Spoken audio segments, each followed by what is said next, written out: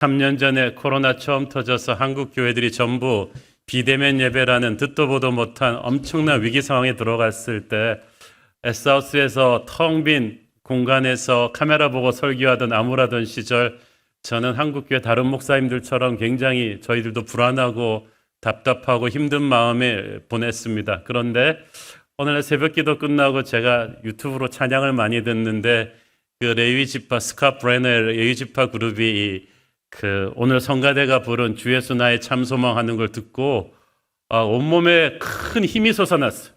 그래서 코로나 내내 아침마다 그 찬양을 들었어요.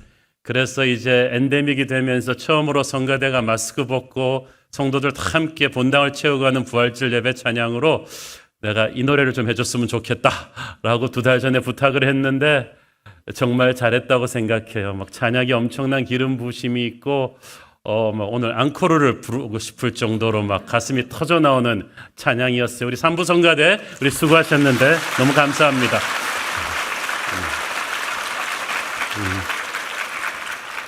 한 번 부르기 아까운데 일단 집에 갈 때 한 번 더 함께 기도하시고 말씀 보겠습니다. 사랑하는 아버지, 은혜를 감사합니다. 부활하신 주님의 영광 앞에 우리가 엎드립니다. 주님 말씀하시고 부족한 종은 온전히 감춰 주시옵소서. 예수님 이름으로 기도했습니다. 아멘. 예수님의 부활은 엄청난 사건이었습니다.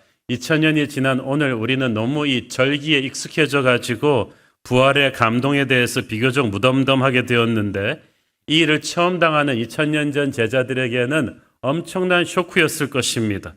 제자들이 얼마나 큰 쇼크를 받았는지 우린 오늘의 본문을 통해서 다시금 확인하게 됩니다. 오늘 본문의 배경 설명이 조금 필요합니다. 예수님 돌아가시고 난 지 사흘째 되던 날 안식일 새벽에 무덤을 찾은 여인들이 빈 무덤을 보고 깜짝 놀라게 되죠. 즉시 이 소식을 베드로 요한에게 전했는데, 이 베드로 요한도 달려가서 빈 무덤만 확인했지 예수님의 시신이 어떻게 됐는지 몰라요. 부활하신 게 아니라 상식적으로 누가 시신을 도둑질해 간 게 아닌가 하는 생각도 들었습니다. 실제로 빈 무덤 앞에서 천사도 만나고 부활하신 예수님과 만나서 대화해 본 사람은 막달라 마리아 뿐이에요. 그래서 마리아 혼자 와서 제자들한테 자기가 예수님을 만났다, 천사를 만났다 그랬을 때 제자들이 무슨 생각을 했습니까? 막달라 마리아, 저 여자가 어떤 여자지? 전에 7 귀신이 들렸다가 고침받은 여자잖아요. 그러니까 예수님 돌아가시고 나니까 옛 전적이 다시 살아나는구만. 저 여자 다시 귀신 들렸다. 그러면서 갸우뚱갸우뚱 하는 거예요. 게다가 베드로 요한도 아직까지 빈 무덤밖에 본 게 없어요. 아무것도 확인되지 않았어요. 그래서 제자들이 두려운 마음에 웅성웅성했습니다. 하루가 지났습니다. 19절 읽습니다. 이날 곧 안식 후 첫날 저녁 때 제자들이 유대인들을 두려워하여 모인 곳에 문들을 닫았더니 예수께서 오사 가운데 서서 이르시되 너희에게 평강이 있을지어다. 제자들이 왜 유대인들을 두려워해서 문을 닫았느냐? 유대인들이라 하면 유대인 종교 지도자 최고법정 산헤드린의 지도자들을 가리킵니다. 그 당시는 로마가 식민지 체제를 하고 있었다고는 하지만 대부분의 일을 이 종교 지도자가 정치 권력도 가지고 다 판결을 해줬어요. 그래서 산헤드린에서 예수님처럼 신성 모독자로 이렇게 딱 브랜드돼서 죽임을 당하고 나면 그 추종자들 모두 경계의 대상이에요. 직장도 못 갖고 결혼도 못하고 사회에서 쫓겨날 수도 있는 그런 상황이었습니다. 그들은 예수님의 제자들에 대해서 좋은 감정을 갖고 있지 않았습니다. 게다가 예수님이 부활하신다는 소문이 있었기 때문에 로마 병사들한테 미리 얘기해서 무덤을 지키기까지 했죠. 그런데 무덤이 비어있고 시신이 없다. 이러면 제1용의자로는 예수님의 제자들이 딱 타겟이 되겠죠. 금방 수사망을 좁혀올 것입니다. 언제 어디서 이 유대인 종교 지도자들이 보낸 병사들이 들이닥칠지 모르기 때문에 제자들은 조심조심 숨소리 하나 조심하면서 이렇게 문을 다 잡아매고 있었던 거예요. 언제 우리가 어떻게 될지 몰라. 참 이걸 보면 제자들이 얼마나 연약한 사람들이었던가를 알 수 있죠. 다 자기 살겠다고 겟세마네에서 주님 버리고 도망간 전력들이 있어요. 그래서 이미 마리아를 통해서 주님 부활하셨다는 말도 지금 믿지 못하고 있는 거예요. 이들의 두려움을 이겨내는 유일한 방법은 부활하신 주님이 직접 오시는 것뿐이었습니다. 그런데 실제 그렇게 되었어요. 예수님께서 그들 가운데 갑자기 나타나셨습니다. 요한은 예수님이 어떻게 들어오셨는지 설명하지 않습니다. 그냥 그렇게 되었을 뿐이에요. 하고 놀라서 확인했을 뿐인데, 이 부활하신 주님의 몸은 육체를 입고 오셨지만 우리의 육체와는 또 다른 4차원적인 시간과 공간을 초월하는 존재이셨죠. 그렇지만 중요한 건 예수님께서 실제 육체를 입으시고 그곳에 오셨다는 사실이, 주님께서 너희에게 평강이 있을지어다. 이 샬롬은 유대인들이 항상 서로에게 하는 인사말이에요. 친근한 말이에요. 특별한 말이 아니에요. 예수님께서는 제자들에게 나는 너희와 항상 함께 있던 예수임을 알려주신 거예요. 이제 걱정하지 말라. 평화는 주님의 임재를 체험할 때 주어지는 것입니다. 바깥 세상은 하나도 뭐가 제대로 잡힌 게 없었지만 그들은 평화의 주님을 만나면서 마음의 평안을 찾았습니다. 오늘 전쟁 같은 현실을 살지만 저와 여러분에게도 평안의 주님이 하늘의 평강을 주시기를 축원합니다. 20절을 보십시오. 이 말씀을 하시고 손과 옆구리를 보이시니 제자들이 주를 보고 기뻐하더라. 손과 옆구리, 이것은 못 박힌 손, 그리고 로마 병정들이 확인하려고 창으로 찔렀던 옆구리, 그러니까 실제로 예수님이 십자가에서 죽으셨던 것임을 확인시켜 주는 거였어요. 요한이 왜 이 말을 잘 썼냐 하면은요, 요한복음이 기록될 당시는 이 사건이 있고 나서 수십 년 뒤였어요. 그때 초대교회를 어지럽히던 영지주의자들은 예수님의 육체의 부활을 부인했어요. 예수님이 실제로 돌아가시지 않았다고 말하던 사람들이었어요. 그런 사실을 반박하기 위해서 가장 오래 살았던 제자 요한이 예수님은 실제로 십자가에서 부활하셨다. 그의 육체에는 못 박힌 손자국과 옆구리에 창자국이 있다는 것을 확인한 거예요. 누가복음에 보면 예수님이 음식도 잡수시고 제자들로 하여금 자기의 몸도 만져보게 하셨다고 했어요. 왜 이렇게까지 하셨느냐? 부활에 대한 확신이 있어야 땅끝까지 가서 증인이 될 수 있거든요. 부활하신 주님을 확인한 제자들은 주를 보고 기뻐했다고 돼 있어요. 영어 성경에 보니까 they were overjoyed. 막 기쁨이 철철 넘쳐갖고 어쩔 줄을 몰랐다 그랬어요. 그럴 만도 하죠. 지난 3일 동안 정말 예수님 돌아가시고 나서 제자들은 죽음에 공포해서 불안감에 가득 차서 보냈거든요. 그런데 주님의 부활을 확인하는 순간 근심이 변하여 기쁨이 된 거예요. 이건 다 지고 가고 있던 게임을 역전시킨 것과 똑같은 것입니다. 이제 주님께서 우리의 죽음 같은 절망도 새로운 소망으로 바꿔주실 줄을 믿습니다. 세상은 하나도 변하지 않았어요. 밖에 나가면 이 제자들을 잡아 죽이려는 종교 지도자들이 살기 등등하게 쫙 깔렸는데 예수님의 제자들은 기쁨으로 충만했어요.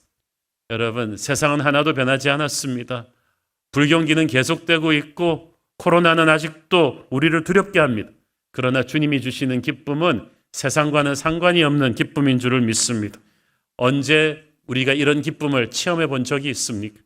오늘 저와 여러분에게 부활의 주님이 주시는 기쁨이 충만하기를 축원합니다. 부활하신 주님께서 이제 기뻐하는 제자들에게 이제 새로운 시대가 열렸다. 그리고 너희들에게 새로운 사명이 주어질 것임을 알려주셨습니다. 21절 읽습니다. 예수께서 또 이르시되 너희에게 평강이 있을지어다. 아버지께서 나를 보내신 것 같이 나도 너희를 보내노라. 아까 평강은 부활을 믿지 않고 두려워하고 있는 제자들에게 주는 위로였지만 이 두 번째 평강은 장차 이들이 증인의 삶을 살면서 겪게 될 온갖 어려움을 이겨낼 수 있는 담대함을 말하는 거예요. 아버지께서 나를 보내신 것 같이 나도 너희를 보낸다. 이 사명이 굉장히 중요합니다. 요한복음 곳곳에는 예수님은 하나님이 보내신 분이라는 사실이 강조되고 있죠. 예수님은 그냥 아무 의미 없이 세상에 오신 분이 아니십니다.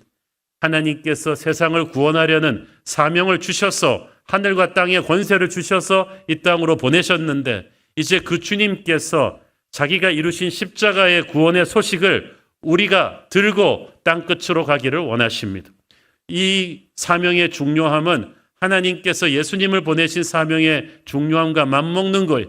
그래서 그 제자들이 지금부터는 제자들이 아니라 사도들이 됩니다. 사도라는 말은 보내심을 받았다는 뜻이에요. 이제 훈련병이 아니에요. 부활하신 주님을 만난 뒤에는 그 벅찬 부활의 감격을 들고 우리는 땅끝까지 가는 증인들이 됩니다. 여기서 중요한 것은 증인의 삶은 우리가 얼마나 주님의 권위 밑에 있느냐에 따라 달려있다는 거죠. 이 일을 사람의 힘으로 할 수가 없어요. 하나님께서 이 엄청난 하늘의 사명을 주시면서 하늘의 능력을 동시에 부어주세요. 22절 읽습니다. 이 말씀을 하시고 그들을 향하사 숨을 내쉬며 이르시되 성령을 받으라. 굉장히 중요한 말이에요. 태초에 하나님이 흙으로 사람을 만드시고 그 코에 생기를 불어넣으셨죠. 그때부터 흙덩이가 사람이 된 거예요. 성령의 생기가 들어올 때 우리는 비로소 영적인 존재가 되는 거예요. 마찬가지로 예수님께서 부활하신 주님께서 죽음을 이기신 성령의 생기를 우리에게 불어넣으십니다. 이것은 장차 그들에게 있을 오순절 성령 강림 사건을 상징하는 거예요. 예수님께서는 마른 뼈에 그 해골 골짜기에 뼈들을 살리신 그 성령의 생기를 우리에게 불어넣으십니다. 이 성령을 받으라고 하셨어요. 이 성령은 준비가 안 돼 있는 사람이 대충 받는 것이 아닙니다. 우리는 부활을 체험한 뒤에 이 성령을 목말라 해야 돼요. 기도해야 돼요. 준비해야 돼요. 타는 듯한 목마름으로 자신의 죄를 회개하며 부활하신 주님의 약속을 갈망하는 자에게 성령을 선물로 주실 줄 믿습니다. 이 성령을 받으면 세상이 두려워하지 않는, 세상을 두려워하지 않는 그런 담대한 증인이 됩니다.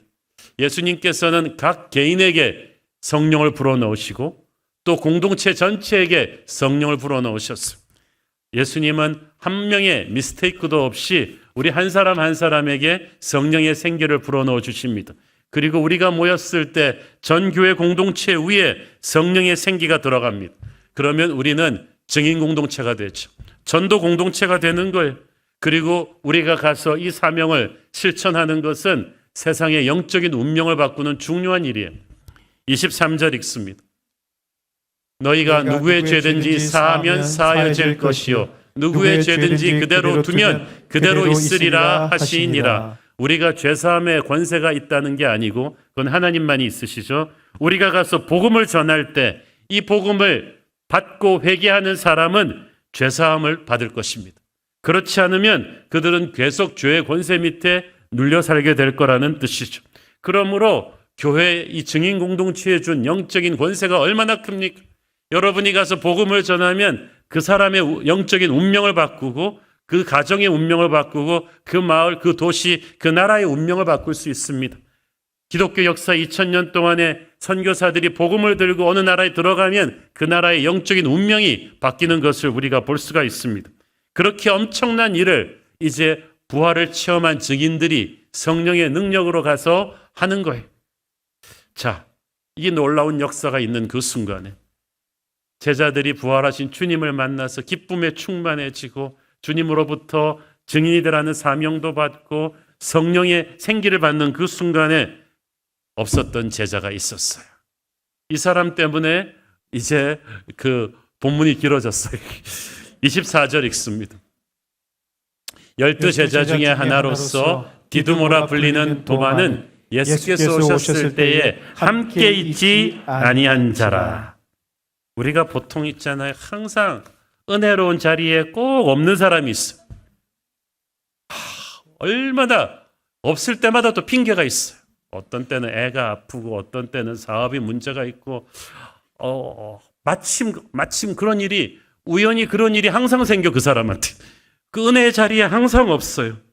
영적으로 시험 드는 사람, 연약한 사람의 특징은 이 핑계 저 핑계로 은혜의 자리를 항상 빠졌다는 사실이죠.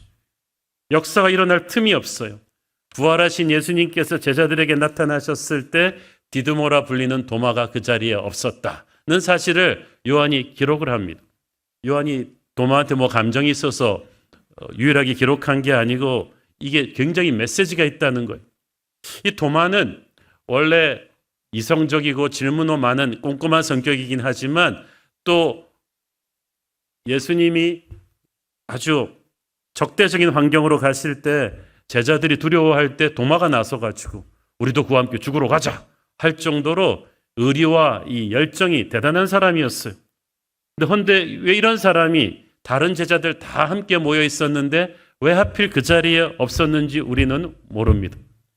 어떤 학자들은 이 도마가 워낙 꼼꼼한 스타일이라 밖에 감시하는 이 종교 지도자들 없는지 밖에 돌아다니다가 이 현장을 미스했다는 말도 있는데 그렇게 뛰어난 학자 같지는 않아요.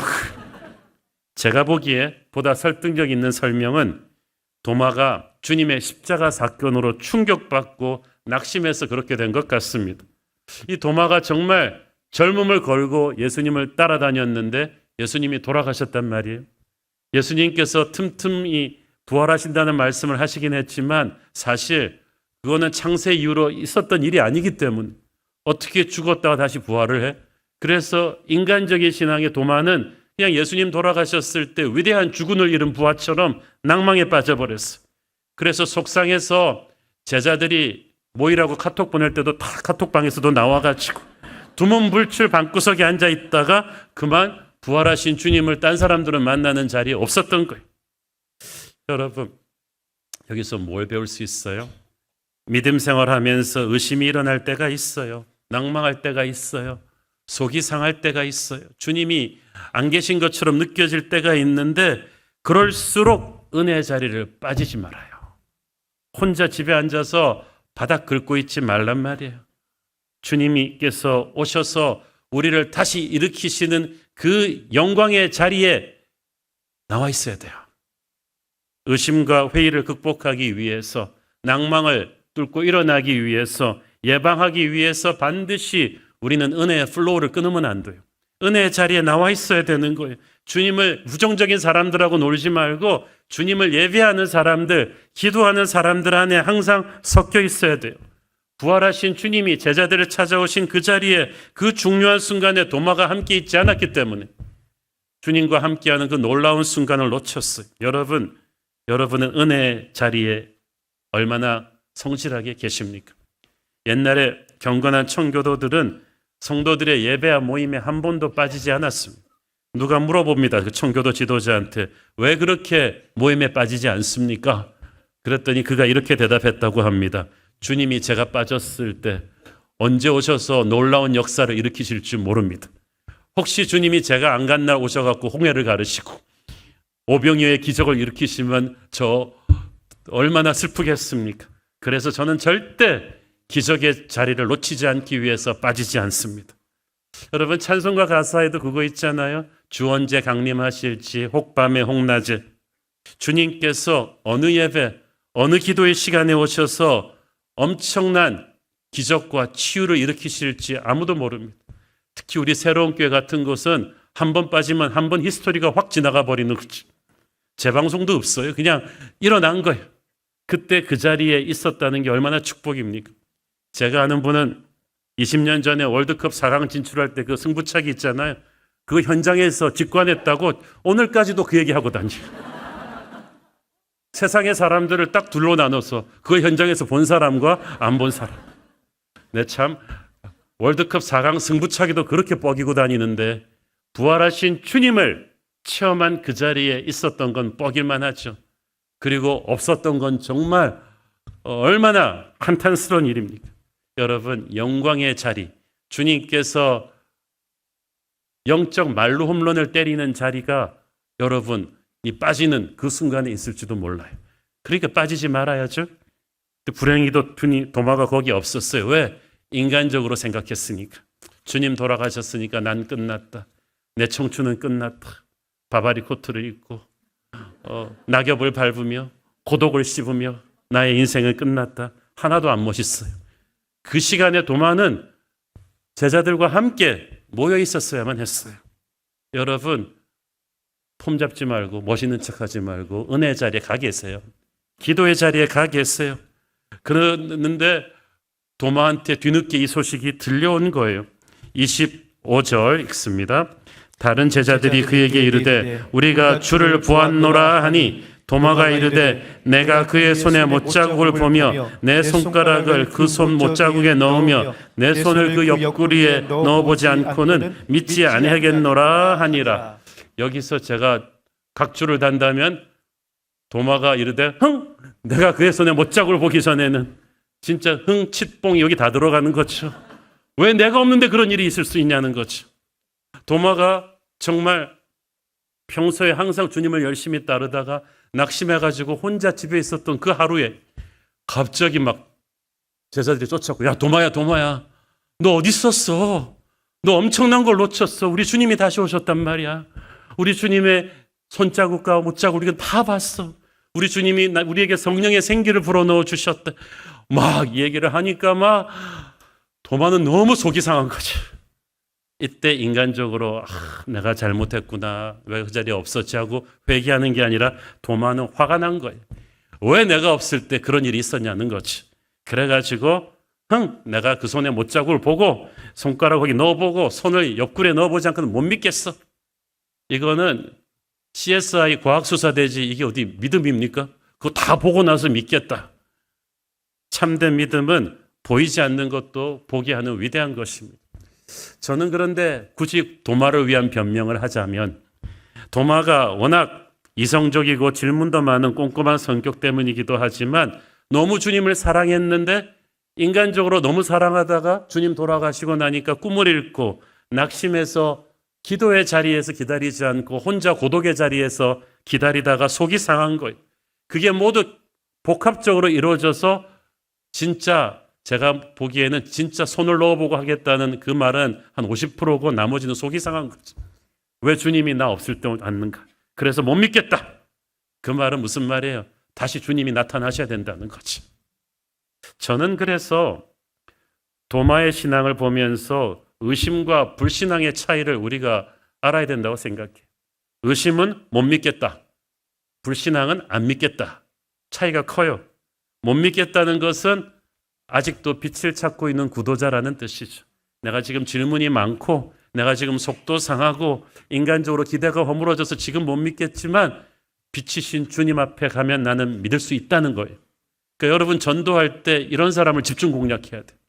어떤 사람은 안 믿겠다 그냥 아예. 어떤 증거를 갖다 대도 안 믿겠다는 그건 불신앙이죠. 그건 범죄죠. 그러나 의심은 범죄가 아니에요. 지금 도마는 상태가 안 좋을 뿐이에요. 그냥 너무 속도 상하고 인간적으로 낙심도 되고 또 이성적인 성격도 있고, 그래서 우리는 도마 같은 사람들을 도외시하지 말고 포기하지 말고 부활의 주님을 만나게 해줘야 돼요. 그래서 주님이 정확하게 도마를 위해서 다시 오십니다. 정말 우리 주님 좋으신 분이 26절부터는 도마를 위해서만 준 주님의 선물이죠. 26절 읽습니다. 여드레를 지나서 제자들이 다시 집안에 있을 때에 도마도 함께 있고 문들이 닫혔는데 예수께서 오사 가운데 서서 이르시되 너희에게 평강이 있을지어다 하시고, 여드레 지나서 일주일이 지나서 똑같은 장소 똑같은 사람들, 도마만 거기 다시 나타난 거죠. 그러니까 주님이 다시 오셔서 너에게 평강이 있을지어다. 도마가 거기 있는 것 빼놓고는 일주일 전과 똑같은 상황이 데자뷰처럼 딱 펼쳐졌어. 주님은 이번에 사실 오실 필요 없는데 도마 때문에 오신 거예요. 주님은 지금도 여러분 때문에 다시 오실 것입니다. 중요하게 생각하셨어요. 27절 시작. 도마에게 이르시되 네 손가락을 이리 내밀어 내 손을 보고 네 손을 내밀어 내 옆구리에 넣어 보라. 그리하여 믿음 없는 자가 되지 말고 믿음 있는 자가 되라. 예수님이 다른 제자들 다 있는데 도마만 보면서 말씀하세요. 네 손가락을 이리 내밀어 내 손을 보고 내 손을 내밀어 내 옆구리에 넣어봐라. 이 말은 도마가 일주일 전에 속상해서 했던 그 불신의 말을 그대로 다시 주님이 상기시켜 주신 거예요. 도마가 깜짝 놀랐을 거예요. 자기가 속상해서 막 쏟아낸 말을 주님은 기억하셨던 거예요. 여러분, 주님은 여러분의 말을 다 기억하세요. 속상한다고 아무 말이나 하지 마세요. 예수님이 도마에게 말씀하셨습니다. 정말 네 손으로 나를 만져봐야겠다면 그렇게 해라. 손을 옆구리에 넣어봐라. 실제로 보고 만지고야 나의 부활을 믿겠다면 그렇게 해라. 그러나 믿음 없는 자가 되지 말고 믿는 자가 되라. 무서운 말이에요. 왜냐하면 신약 성경에서 믿음 없는 자란 것은 비그리스천을 가리킬 때 쓰는 말이에요. 부활하신 예수님을 안 믿는 거는 예수를 안 믿는 거예요. 세상 사람들도 위대한 도덕적 성현으로서 예수는 믿어요. 그러나 그건 진짜 믿음이 아니에요. 진짜 믿음은 죽음을 이기고 부활하신 예수님의 부활을 믿는 믿음이에요. 네가 진짜 그 믿음을 가져야 된다는 거예요. 그 순간에 도마는 그대로 주님 앞에 무릎을 털썩 꿇었습니다. 28절 도마가 대답하여 이르되 나의 주님 나의 하나님. 이거는 예배자가 된 거죠. 자, 도마는 실제로 주님한테 가서 손가락 거기다가 넣어보지도 않았어요. 옆구리를 만져보지도 않았어요. 그러나 그 주님의 임재만으로 그는 무너져 버렸어요. 확인할 필요도 없어요. 여러분, 의심 많은 사람도요, 진짜 주님을 만나면 그 문제에 대한 해답을 다 듣지도 않고 무너집니다. 우리는 설명으로 사는 것이 아니라 주님의 임재를 체험함으로 사는 존재인 줄을 믿습니다. 남의 얘기를, 제3자의 경험을 듣는 거는 부족해요. 내가 직접 주님을 인격적으로 만나야 돼요. 하나님은 손자가 없다는 말이 있잖아요. 다른 사람을 통하는 게 아니에요. 내가 직접 하나님을 체험해야만 돼요. 나의 배우자가, 예수 잘 믿는 내 부모님이 도움은 될 수 있겠지만 결정은 내가 해야 되는 거예요. 여러분, 삼자를 통한 주님에 대한 소문을 듣지 말고 자기가 직접 주님을 만나는 체험이 있기를 바랍니다. 도마는 처음에는 그 자리에 없어서 의심했지만 뒤늦게나마 두 번째 자리에는 그 다음부터 약이 올라갔고 항상 제자들 어디 가면은 너 나 빼고 가면 죽어. 그러면서 끝까지 있다가 두 번째 이 체험을 한 거예요. 영어로 그런 말이 있잖아요. Better late than never. 늦게라도 하는 게 안 하는 것보단 낫다. 은혜의 자리에 도마가 그래도 끝까지 쫓아와서 있었기 때문에 두 번째 만남의 축복이 있었습니다. 예수님께서 말씀하셨습니다. 두세 사람이 내 이름으로 모인 곳에는 나도 그들 중에 있겠다. 여러분이 개별적으로도 주님과 교제할 수 있지만 두세 사람 이상 모인 공동체 가운데 특별히 강렬하게 역사하십니다. 우리는 그래서 주님의 이름으로 자주 모여야 돼요. 공동체로 모일 때 주님께서 거기서 역사하세요. 여러분이 영적으로 힘든 시즌에 지날 때도 절대 교회 빠지지 마세요. 나 너무 힘들어서 예배 못 가겠다. 그건 마치 나 너무 배고파서 밥 못 먹겠다는 것 똑같은 말이에요. 그 자체가 모순이에요. 여러분이 영적으로 너무 힘드니까 예배 자리에 나와야 성령의 생기를 받을 거 아니겠어요? 여러분의 힘든 문제를 해결할 수 있는 유일한 치료체가 예배에 있는데 왜 예배를 빠지면서 그 힘든 시즌을 넘기려고 합니까? 우리가 성도들의 모임에 참여할 때 거기서 성도들만 만나는 게 아니에요. 거기에 거하시며 역사하시는 주님을 만나는 것입니다. 주님을 만나면 설명이 필요 없어요. 그 많던 의심이 눈 녹듯이 녹아져 내립니다. 예배의 임재 앞에 나오면 말이 확 줄어들어요. 따지는 게 없어요. 그냥 은혜 앞에 도마처럼 무릎 꿇을 뿐이죠. 도마가 그때부터 달라졌어요. 도마가 달라졌어요. 그래서 첫째 뭐가 달라졌느냐? 절대 믿음의 공동체 모임에 빠지지 않았어요. 요한복음 21장 1절 2절. 그 후에 예수께서 디베랴 호수에서 또 제자들에게 자기를 나타내셨으니 나타내신 일은 이러하니라. 시몬 베드로와 디드모라 하는 도마와 갈릴리 가나 사람 나다니엘과 세베대 아들들과 또 다른 제자들이 함께 있더니. 이거 순서 보세요. 앞에 앉은 순서대로 쓴 거예요. 시몬 베드로의 항상 앞에 있는 사람이고 세베대 아들은 요한이거든요. 자기 앞에 도마가 탁 나 있는 거예요. 자기 빼고 어디 갈까 봐. 그 다음부터 도마는 항상 제1열 관전이에요. 여러분, 아이돌 스타들 콘서트 할 때 제일 앞에 앉아 있는 사람들은 보통 지성으로 거기 앉은 거 아닙니다. 이거는 뭐 새벽부터 나와서 티켓 산 사람들이 열정이 있는 거죠. 그 다음부터 도마는 항상 예배 자리에 항상 제일 앞에 나와 있어. 한번 빠지면 역사가 지나가는구나. 믿음의 자리에 나는 항상 와 있어야겠다. 그래서 언제 영적인 말로 홈런이 터질지 모른다는 거죠. 저도 목회자로 되기로 결심한 때부터 또 그 전부터 항상 그 동네에 미국 목사님이건 한국 목사님이건 은혜로운 집회가 있다 그러면 아무리 바빠도 나갔어. 요 앞자리 제 자리 항상. 1열 직관. 여기 앞에 앉기 되게 힘들어요. 굉장히 빨리 가야 돼. 어떤 때는 다른 도시로 없는 돈 다 모아서 비행기 타고 가기도 합니다. 3일 동안 그 컨퍼런스를 듣는 거예요. 때로는 50명, 70명 목사님들의 컨퍼런스인데 그 앞에 앉아서 은혜의 자리를 지키는 거죠. 그리고 그때마다 하나님께서 주시는 은혜가 컸어요. 그 은혜의 추억이 그때 임재하신 성령의 역사가 지금 새로운 교회 부흥으로 연결되고 있는 거예요. 은혜를 제일 앞자리에서 직관하는 거 너무나 중요합니다. 어떤 핑계도 소용없어. 그때 친구 전도사님이 그래서 너는 바쁘지도 않냐? 학교 공부도 많고 사역도 많은데 어떻게 그럴 시간이 있냐? 제가 보니까 그건 우선순위의 문제. 바빠서 그런데 못 가는 목사님들은 항상 바빠서 못 가요. 평생 그래요. 그런데 저는 은혜의 자리에는 항상 시간이 있었어요. 그리고 갈 때마다 후회가 없었어요. 신학교에서 못 배우는 놀라운 부흥의 자리가 주는 감동이 있거든요. 저는 그런 자리에서 부활의 주님을 만났습니다. 그 주님을 만날 때마다 가슴이 터질 것 같은 영적인 점프가 있었거든요. 예수님은 더 높은 차원의 믿음으로 도마를 도전하셨죠. 29절 예수께서 이르시되 너는 나를 본고로 믿느냐 보지 못하고 믿는 자들은 복되도다 하시니라. 증거를 다 보고 믿는 건 과학이지 진짜 믿음이 아니다. 보지 않고 믿는 자들이 복되도다. 예수님이 왜 이 말씀을 하셨고 왜 이 말씀을 요한이 적었냐 하면 우리 모두가 보지 않고 믿는 자들이기 때문에 그래요. 예수님의 제자들 외에 실제적으로 육체의 예수님을 본 사람이 없잖아요. 그래서 사도 베드로도 나중에 늙어서 실제로 자기처럼 육체의 예수님을 보지도 않고도 믿는 사람들을 정말 기특하게 생각했어요. 베드로전서 1장 8절 예수를 너희가 보지 못하였으나 사랑하는도다. 이제도 보지 못하나 믿고 말할 수 없는 영광스러운 즐거움으로 기뻐하니. 우리 모두가 그래요. 한 번도 예수님을 육의 눈으로 본 적은 없지만 성경 말씀에 들어간 복음을 듣고 우리는 예수를 믿은 거예요. 이 믿음이 복된 믿음이에요. 여러분, 눈으로 보여줘야만 믿겠다는 것은 어린아이와 같은 초보 신앙이에요.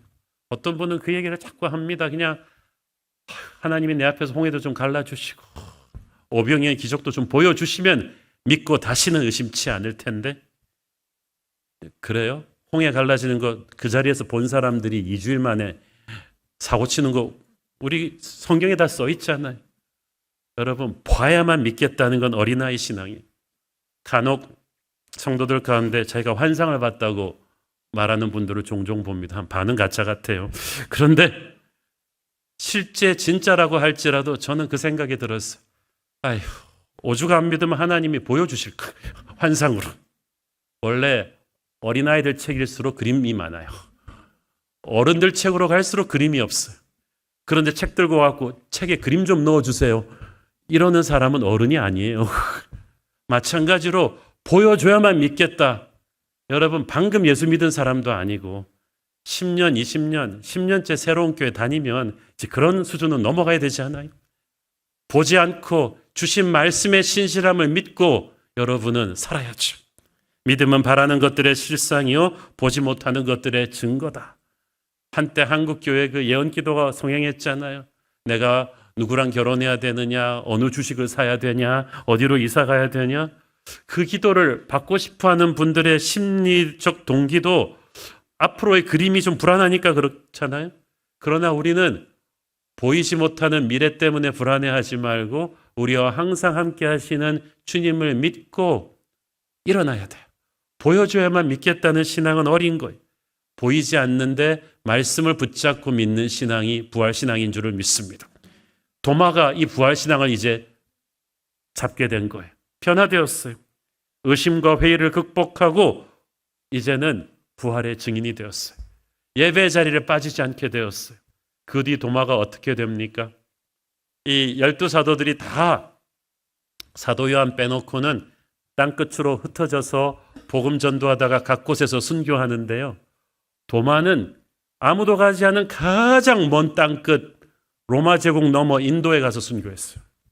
지도를 펼쳐놓고 보면 12제자 중에서 2배, 3배로 간 거예요. 그 인도에서 복음 전하다가 원주민들의 창끝에 찔려 순교하면서 도마가 한 마지막 말은 주님, 나는 당신을 예배하나이다. 저는 그 생각을 해봤습니다. 도마는 어떻게 그렇게 멀리 가서 순교했을까? 그렇게 돌다리도 두드려보고 건너는 사람이, 그렇게 의심이 많았던 사람이, 저는 부활하신 주님이 오셨던 자리에 없었던 자기 자신을 회개하면서, 손으로 만져봐야 믿겠다던 자기의 믿음을 회개하면서, 부활하신 주님이 자기 이름을 불렀던 걸 기억하면서 예배자로 바뀌었기 때문이라고 생각합니다. 그래서 그는 평생을 빚진 자로 살았어요. 그래서 베드로가 10리를 가면 도마는 20리를 가고, 그 은혜의 빚진 자로서 복음을 전하는 증인으로 살겠다. 그렇게 하면서 항상 예배하고 복음 전하고 예배하고 복음 전하다가 정신 차리고 보니까 인도까지 와 있는데 그리고 거기서 그는 부활의 주님 앞으로 갑니다. 여러분, 우리도 쓰임 받을 수 있습니다. 도마처럼 주님을 의심하고 불안해했던 인생이라고 해도 우리 주님을 체험하고 나면 우리는 땅끝까지 가는 증인이 될 것입니다. 우리의 증언이 선포되는 곳에 죄의 권세가 무너지고 사망이 그 힘을 잃고 하늘의 역사가 일어날 것입니다. 저와 여러분이 그렇게 도마처럼 쓰임받기를 축원합니다. 기도하겠습니다. 주님, 은혜를 감사합니다. 눈으로 봐야만 믿겠다는 도마의 의심을 부활의 주님이 깨주시고 살아계신 주님을 체험하게 하시니 감사합니다. 우리도 의심 많던 도마와 같았지만 우리 주님의 은혜로 하나님의 자녀가 되었습니다. 부활하신 주님을 가슴에 품고 땅끝까지 달리는 증인의 삶을 살게 하옵소서. 예수님 이름으로 기도했습니다. 아멘.